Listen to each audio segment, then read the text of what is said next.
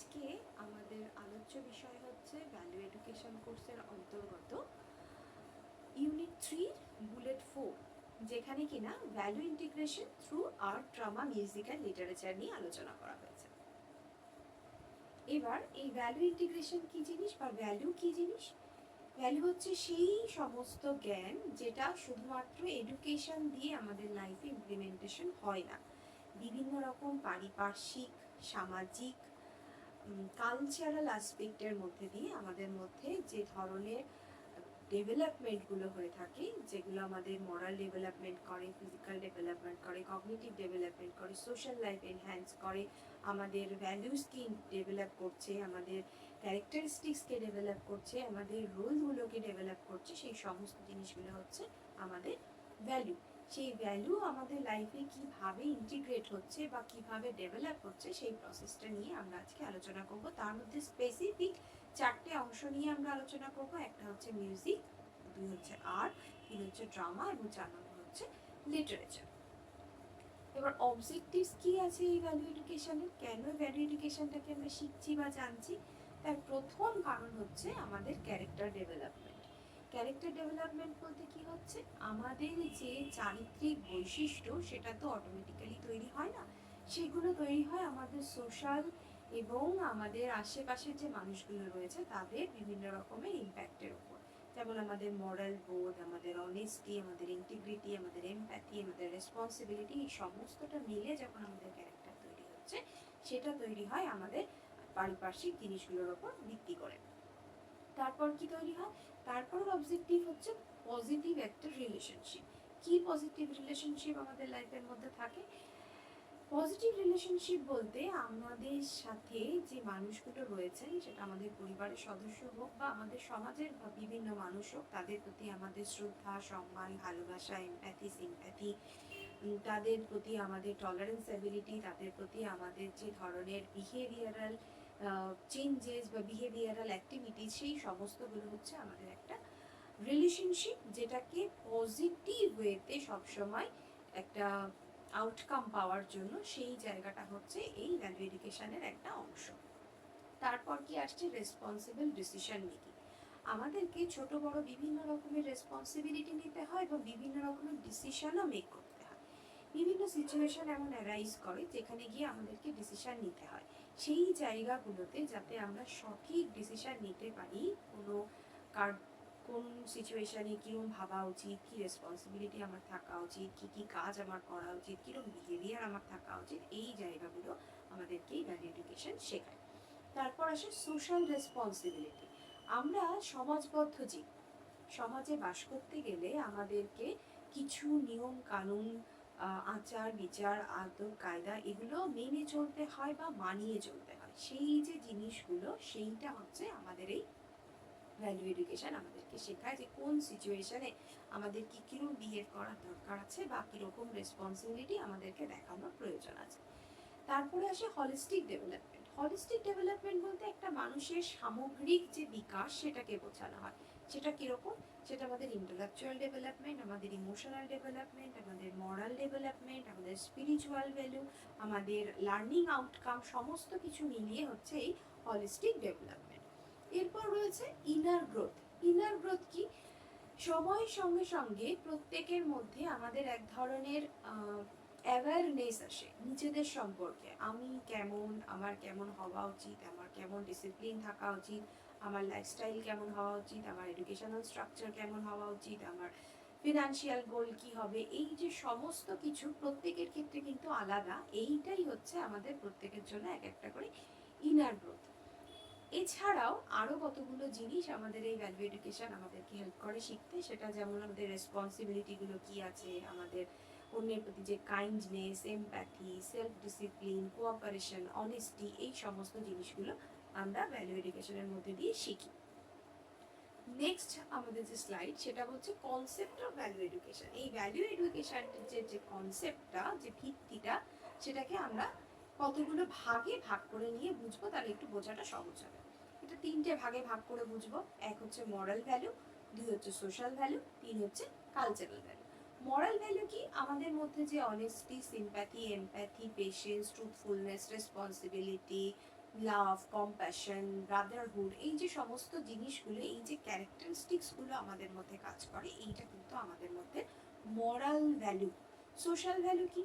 Social value হচ্ছে social being হিসেবে as a responsible citizen or a responsible person of any family আমরা যে যে জিনিসগুলো করে থাকি সেইগুলো হচ্ছে আমাদের সোশ্যাল ভ্যালু। সেগুলো কি কি? আমাদের respect, cooperation, empathy, tolerance, sympathy, piece, harmony, আমাদের বিহেভিয়ারাল অ্যাসপেক্ট, এই সমস্তগুলো হচ্ছে সোশ্যাল ভ্যালু।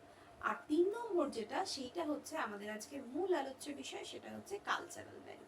কালচারাল ভ্যালু কোনটা? কালচারাল ভ্যালু হচ্ছে আমাদের ট্র্যাডিশনের জন্য আমাদের যে রেসপেক্ট, আমাদের ডাইভার্সিটির জন্য আমাদের যে রেসপেক্ট, আমাদের যে কোঅপারেশন, আমাদের যে অ্যাডাপ্টেশন এবিলিটি, আমাদের সেটার জন্য যে রেসপন্সিবিলিটি, সেটার জন্য আমাদের যে ফিলিংস, সেটার জন্য যে আইডেন্টিটি, সেন্স অফ আইডেন্টিটি, এই সমস্ত জিনিসগুলো হচ্ছে আমাদের কালচারাল ভ্যালুজের মধ্যে অংশ।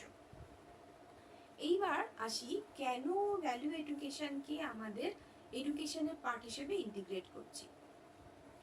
যে অবজেক্টিভসগুলো বা যে যে কারণগুলো আমরা এতক্ষণ বলে এসেছি, বেসিক্যালি সেই জিনিসগুলোকেই আরেকবার আমরা জেনে নেব। সেই জিনিসগুলোর জন্যই, সেই ডেভেলপমেন্টের জন্যই আমরা এডুকেশনের মধ্যে ভ্যালু এডুকেশনকে ইনক্লুড করছি বা জানার চেষ্টা করছি। 1 নম্বর হচ্ছে আমাদের ক্যারেক্টার ডেভেলপমেন্ট। আমাদের কি করা উচিত, আমাদের ব্যবহার কেমন হওয়া উচিত, আমাদের মানসিকতা কেমন হওয়া উচিত, আমাদের ট্রুথফুলনেস, আমাদের অনেস্টি, এথিক্স, মরাল, ডিসিপ্লিন, এই সমস্ত জিনিসগুলো হচ্ছে আমাদের ক্যারেক্টার ডেভেলপমেন্ট। এরপর আসছে এথিক্যাল ডিসিশন মেকিং। কি জিনিস সেটা? ভালো খারাপ এই যে বোধটা, সেটা হচ্ছে আমাদের এথিক্যাল সেন্স। আমাদের মধ্যে যদি এথিক্যাল সেন্স কাজ না করে, তাহলে কোনটা ঠিক, কোনটা ভুল, কোনটা করা উচিত, কোনটা করা উচিত নয়, এই সেন্সটাই আমাদের মধ্যে কখনো কাজ করবে না। তারপর কি আসে? Building harmonious society. সেটা কি জিনিস? আমরা যখন কোনো একটা জায়গাতে বাস করি, আমরা কিন্তু একজন আরেকজনের সঙ্গে যোগাযোগ রাখি। সবাই আমরা কর্মব্যস্ত হওয়া সত্ত্বেও কোনো একটা স্পেশাল অকেশন হোক বা কোনো একটা নির্দিষ্ট ঘটনাকে কেন্দ্র করে বা ডেইলি বেসিসে অ্যাটলিস্ট আমরা দেখা হলে হাই হ্যালোটুকুনি করি, বা কারোর কোনো অসুবিধা হয়েছে, ক্ষতি হয়েছে, কেউ বিপদে পড়েছে, জানতে পারলে আমরা কিন্তু তাকে হেল্প করতে যাই। এইটা হচ্ছে একটা হারমোনি, একটা পিসফুল সিচুয়েশন, যেটা থেকে একটা ছোট ছোট কলোনিতে যখন এই পিসফুল সিচুয়েশন তৈরি হচ্ছে, তখন গিয়ে কিন্তু একটা প্রসপারাস এবং হারমোনিয়াস সোসাইটি আমরা ক্রিয়েট করতে পারছি। নেক্সট হচ্ছে পজিটিভ ওয়েলবিং। পজিটিভ ওয়েলবিং হচ্ছে বোথ ইনার অ্যান্ড আউটার একটা ভার্সন, যেখানে নিজেরা নিজেদের ভেতরের পিসটাকে আমরা কিন্তু সংরক্ষণ করছি। কোনটা করলে ভালো লাগে, কোনটা করলে আমরা আনন্দে থাকি, কোনটা করলে আমাদের সবার সঙ্গে মিলিয়ে থাকতে পারি, সেই জিনিসগুলোকে একটা সিচুয়েশন তৈরি করা, সেটা হচ্ছে একটা পজিটিভ ওয়েলবিং। নেক্সট আসছে সিটিজেনশিপ অ্যান্ড দ্য রেসপন্সিবিলিটি। সেটা কি জিনিস? সিটিজেনশিপ অ্যান্ড দ্য রেসপন্সিবিলিটি বলতে বোঝাচ্ছে সোসাইটিতে থাকার জন্য বা কোনো নেশনে থাকার জন্য আমরা যে যে সমস্ত দায়িত্ব, কর্তব্য, বিহেভিয়ার, যে সমস্ত activities, cultural development, social values, এই যে সমস্ত জিনিসগুলোকে মেনটেন করি, এইটা হচ্ছে আমাদের সিটিজেনশিপ অ্যান্ড দ্য রেসপন্সিবিলিটির পার্ট। আমাদের প্রত্যেকের জন্য একটা রেসপন্সিবিলিটি রয়েছে। একটা ছোট্ট অনুষ্ঠানের কথা চিন্তা করি, পুজোর প্যান্ডেল। সেখানে প্রত্যেকের জন্য নির্দিষ্ট কিছু কাজ থাকে। কেউ ঠাকুর আনতে যায়, কেউ ঠাকুরের গুছিয়ে দেয়, কেউ কালচারাল দিকটা দেখে, কেউ খাওয়া দাওয়ার দিকটা দেখে, কেউ অ্যারেঞ্জমেন্টগুলোকে দেখে। এই যে একটা ভাগ করে নেওয়া, এরকমভাবে কিন্তু প্রতিদিন প্রতি সিচুয়েশানে আমরা কিছু না কিছু রেসপন্সিবিলিটিকে ভাগ করে নিচ্ছি, এবং সেই রেসপন্সিবিলিটিটা কিন্তু আমাদের ছোট থেকেই তৈরি হয়ে ওঠে। এই সিটিজেনশিপ অ্যান্ড রেসপন্সিবিলিটির মধ্যে আরেকটা এক্সটেন্ডেড পার্ট রয়েছে, সেটা হচ্ছে আমাদের যে duty and the civic duty and the tolerance ability, সেটাও কিন্তু এই সিটিজেনশিপ অ্যান্ড রেসপন্সিবিলিটির পার্টের মধ্যে পড়ছে। শুধুমাত্র যে আমরা একটা কোনো পার্টিকুলার সিচুয়েশনে এই ধরনের বিহেভিয়ার দেখাই, তা কিন্তু নয়।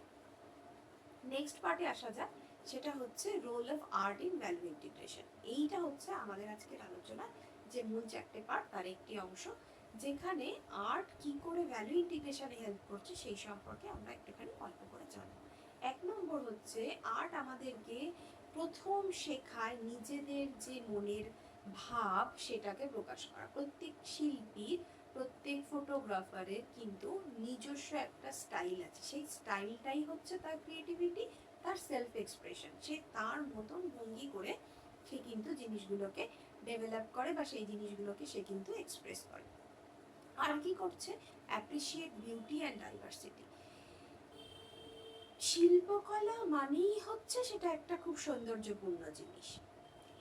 সৌন্দর্যকে চিনতে পারা, বুঝতে পারা, সেটাকে অ্যাপ্রিসিয়েট করা, সেটাকে প্রচার করা, সেটাকে প্রকাশ করা, এই সমস্ত কিছু কিন্তু আমাদের মধ্যে ভ্যালুকে ইন্টিগ্রেট করতে সাহায্য করে। শুধু তাই নয়, ডাইভার্সিটি শুধু যে কালচারাল দিক থেকে তা নয়, এটা কিন্তু প্রত্যেকটা ফটোগ্রাফ, প্রত্যেকটা আর্ট স্পেসিমেন, প্রত্যেকটা ডান্স আর্টের মধ্যে ডান্স ফর্মেশনও আসে, সেই ডান্স ফর্মেশন প্রত্যেকটা জিনিস কিন্তু নিজস্বভাবে আলাদা এবং প্রত্যেকের নিজস্ব একটা সৌন্দর্য রয়েছে।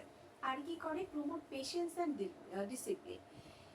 আমাদের মধ্যে এই জিনিসগুলো যখন আমরা শিখি, শেখাই বা পারফর্ম করি, যেই জায়গাতেই হোক না কেন, সেটা কিন্তু আমাদের মধ্যে একটা পেশেন্স তৈরি করে, একটা সার্টেন ডিসিপ্লিন তৈরি করে। আর কি করে? রেসপেক্ট তৈরি করে আমাদের অন্যের প্রতি, কালচারের প্রতি, ডাইভার্সিটির প্রতি, বিউটির প্রতি একটা কম্প্যাশন, একটা রেসপেক্ট আমাদের তৈরি করে এবং একটা পজিটিভ অ্যাটিটিউড আমাদের মধ্যে তৈরি করে। নেক্সট কি আসছে? Develop sensitivity and empathy.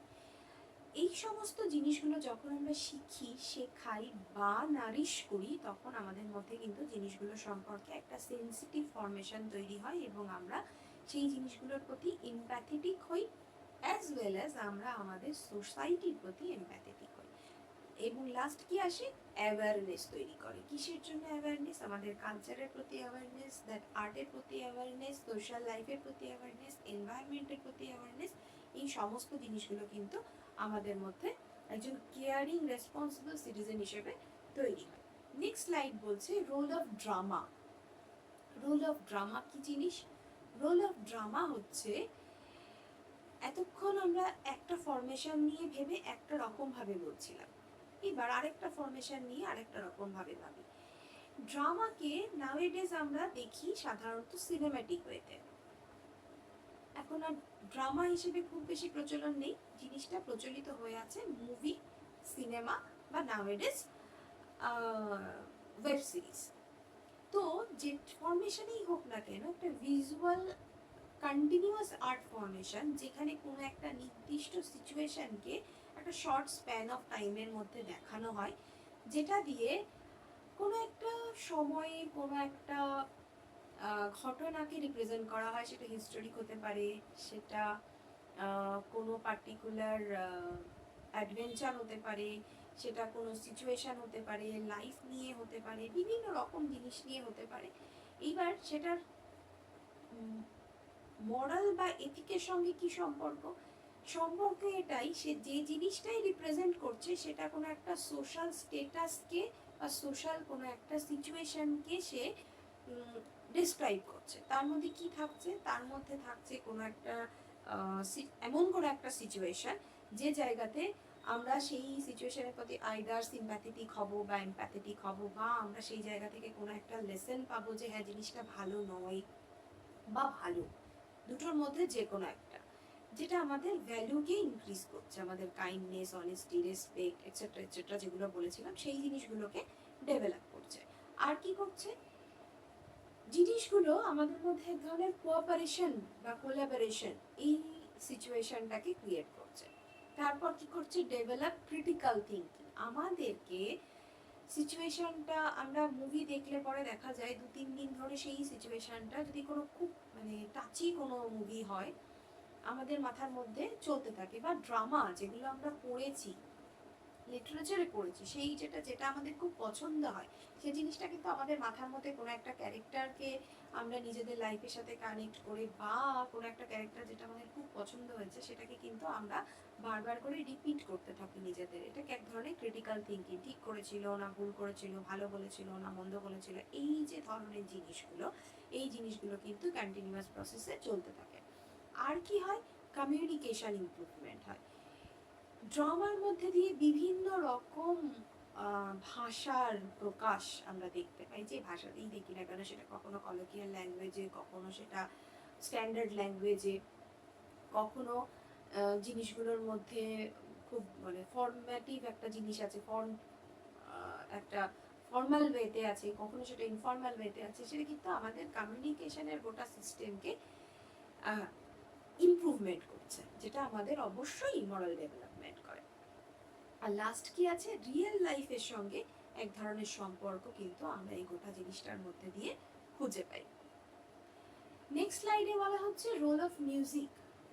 মিউজিকের কি আছে, মিউজিক একটা সবথেকে প্রথম একটা হারমোনিয়াস টোন, যেটা আমাদেরকে স্টিমুলেট করছে সাধারণত কাম ডাউন করতে।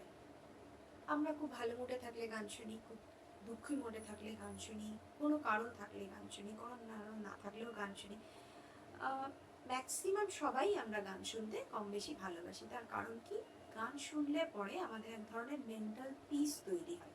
এই মেন্টাল পিস কি করছে, আমাদের মধ্যে ইউনিটি তৈরি করে, হারমোনি তৈরি করে। কি করে, কিছু গান আছে যেগুলো আমাদের মধ্যে স্পিরিচুয়াল অ্যাওয়ারনেস তৈরি করে, কিছু গান আছে যেগুলো আমাদের মধ্যে মরাল ডেভেলপমেন্টকে, যেগুলো লিরিক্স শুনলে পরে আমরা আমাদের মরাল যে ডেভেলপমেন্ট হয় সেটাকে আমরা অনেক বেশি ফাস্টার অ্যান্ড এনহ্যান্সড ওয়েতে দেখতে পাই। আর কি আছে, মিউজিক শুধু শুনলে নয়, যারা গায় তাদের মধ্যেও, তাদের কাছে জানলে পরে দেখবে খুব মন খারাপ, একটা গান গুনগুন করলে পরে বেশ মনটা ফুরফুরে লাগে। এই যে ধরনের স্ট্রেস রিলিফের একটা ক্ষমতা এর মধ্যে আছে, সেটা শুধুমাত্র ভালো সুবিধা নেওয়ার জন্য বা ভালো ফলাফলের জন্য আমরা পেয়ে থাকি তা নয়। এটা কিন্তু আমাদের ভ্যালুকে ডেভেলপ করছে, আমাদের মধ্যে কোঅপারেশন অ্যাবিলিটিকে ডেভেলপ করছে, আমাদের হেরিটেজকে ডেভেলপ করছে, আমাদের কালচারকে এনরিচ করছে, মাইন্ডসেটকে পজিটিভ করছে, ইমোশনকে এক্সপ্রেস করার এবিলিটি দিচ্ছে। এই ধরনের বিভিন্ন রকম অ্যাক্টিভিটিসের মধ্যে দিয়ে আমাদের যে মোরাল ইন্টিগ্রেশন রয়েছে সেইটাকে কিন্তু এরা ভীষণ পজিটিভ ওয়েতে এনকারেজ করছে। নেক্সট চলে আসা যাক লিটারেচারে। লিটারেচার কি করছে, লিটারেচার আগে যেগুলো বলে এসেছি সেগুলোর মতোই বিভিন্ন রকমের মরাল আন্ডারস্ট্যান্ডিং আমাদের মধ্যে তৈরি করছে, ক্রিটিক্যাল থিঙ্কিং, ক্রিটিক্যাল অ্যানালাইসিসের এবিলিটি আমাদের মধ্যে তৈরি করছে, কালচারাল ভ্যালু, সোশ্যাল ভ্যালুকে প্রমোট করছে, আমাদের এডুকেশনাল যে কনসেপ্ট সেটাকে স্ট্রং করছে, সিম্প্যাথেটিক এমপ্যাথেটিক যে সিচুয়েশন সেটা তৈরি করছে, ল্যাঙ্গুয়েজের প্রতি অ্যাওয়ারনেস তৈরি করছে, ল্যাঙ্গুয়েজের প্রতি একটা ফ্যাসিনেশন তৈরি করছে, আমাদের মধ্যে মরাল যে অ্যাসপেক্টগুলো আছে, যে ভালো মন্দ ঠিক ভুল, কোন সিচুয়েশনের কীরকম রেসপন্ড হওয়া উচিত, এই সমস্ত জিনিসগুলোকে কিন্তু ডেভেলপ করার জন্য ভীষণ পজিটিভ একটা ওয়েতে হেল্প করছে। আমাদের মধ্যে কাইন্ডনেস আনা, আমাদের রেসপন্সিবিলিটি আনা, আমাদের কোন সিচুয়েশনে কীরকম রিয়াক্ট করতে হবে সেই জ্ঞানগুলোকে তৈরি করা, এই সমস্ত জিনিসগুলো কিন্তু লিটারেচারের বিভিন্ন পার্ট থেকে আমরা জানতে পারি এবং আমাদের ইন্সপিরেশন অনেক বেশি ফাস্টার অ্যান্ড ইজিয়ার ওয়েতে হয়ে থাকে। এই যে এতক্ষণ এত কিছু বলা হলো, এই বলার পেছনে একটা কারণ আছে। সেই কারণটা হচ্ছে, আমরা তো পড়াশুনো শিখছি বা পড়াশুনো করছি, সেইখান থেকেই তো বলতে পারি যে আমাদের তো তাতেই তো মরাল ডেভেলপমেন্ট হচ্ছে। তাহলে আলাদা করে আর্ট, মিউজিক, লিটারেচার এগুলো নিয়ে বলার কি আছে?